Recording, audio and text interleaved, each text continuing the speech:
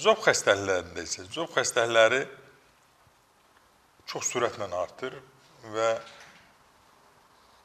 müxtəlif formalarda özünü göstərir. Ən çox düyünlü zob, diffuz toksiki zob, Haşamito xəstəliyi, yəni tiroidit formasında özünü göstərir. Bir də təbii ki, endemik zob var, müəyyən zonalarımızda yod çatışmamazlığına əlaqədar olaraq.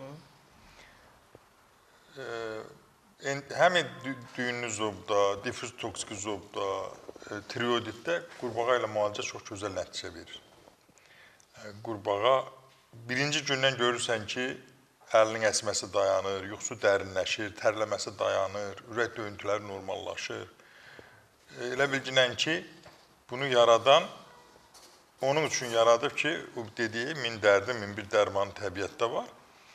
Və bu da bizdə elə Azərbaycanın özündə də çox qədimdən bu üsullar var. Təbii biz onu elmi şəkildə gətirdik və formalaşdırdıq. Bugün insanlarımızın sağlamlığında istifadə edirik. Və siz də hər verilişdə, hər tam səmimi proqramında insanlarımızın razılığını görürsünüz. Bu gün də 2 pasiyentimizin razılığını eşitdiniz, gördünüz. Təbii ki, orada mexanizm nədir?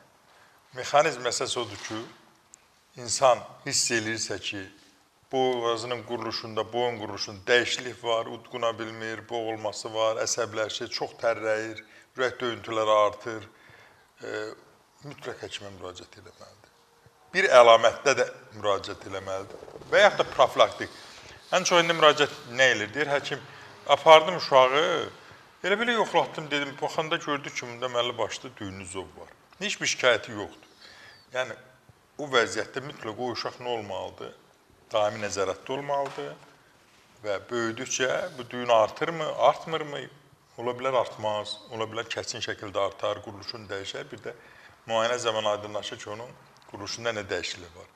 Bütün bu hallarda, bu xəstələrin müalicəsində Doktor Seyfəddin klinikasında tək qurbağa yox, digər məlhəmlər var.